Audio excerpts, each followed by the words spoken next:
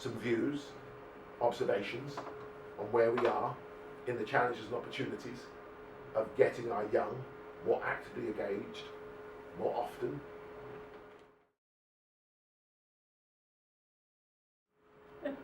However, as a social coach, you have to take responsibility and be the leader. Afford to. So wherever you can, you're consistently making leadership decisions that will make a difference.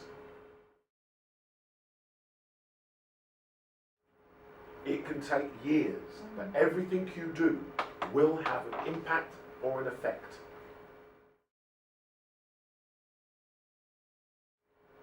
Do not underestimate the ability you have to engage them and leave something that will give them a positive balance to the negative things that will happen. The other thing that we are sometimes naive into thinking and believing is bad things won't happen to us.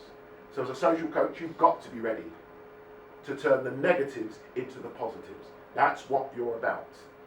You have to have an unquenchable enthusiasm for positivity. It was a gut reaction, it was a gut feeling. And remember, as a social coach, that's what you work with first instinct, your gut reaction.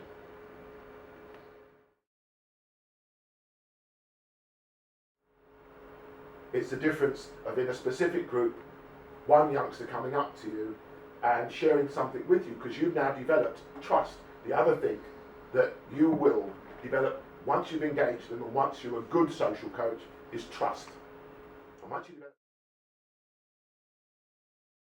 with hopefully experiences that will help them through life, because life has never been more challenging. We're a global community now, and what happens here, do not believe that what I'm saying doesn't affect what's happening in Moss Side as we speak at this moment in time.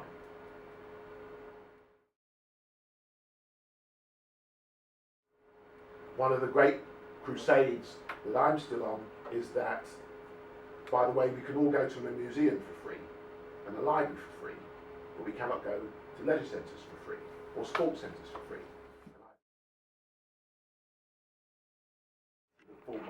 Social coach, because you've got to be wide and you've got to be aware that they are looking at everything you are doing and they will mimic, they will copy. That's what we are as a species.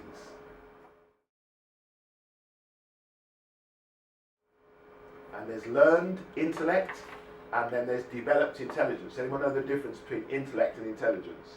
Intelligence, social coach tools and armour are about your senses. They are about the ability to see, feel, hear, touch, taste. Your emotional intelligence is what young people are engaging with.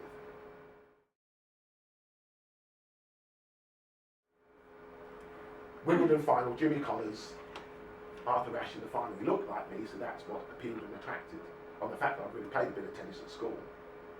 And he was the first person to ever use 99% between the ears.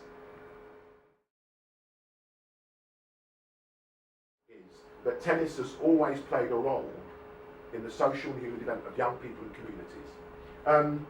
Nowadays, tennis is seen as a great opportunity or a barrier of an opportunity. How many of you go? But if you get those two gender skill sets working together, great things happen.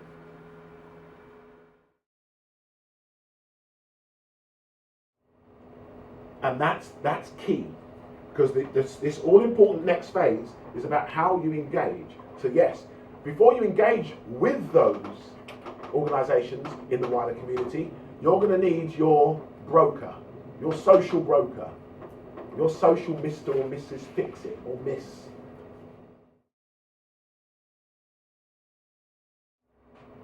If I see it, I believe it. What the eyes see and the ears hear, the mind believes. You might do as the three phases of how you would engage them, how you would motivate them, and how you would inspire them.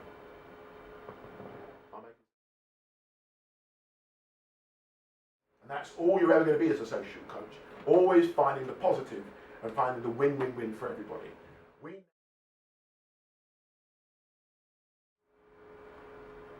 Is anyone unclear as to what social coach is now?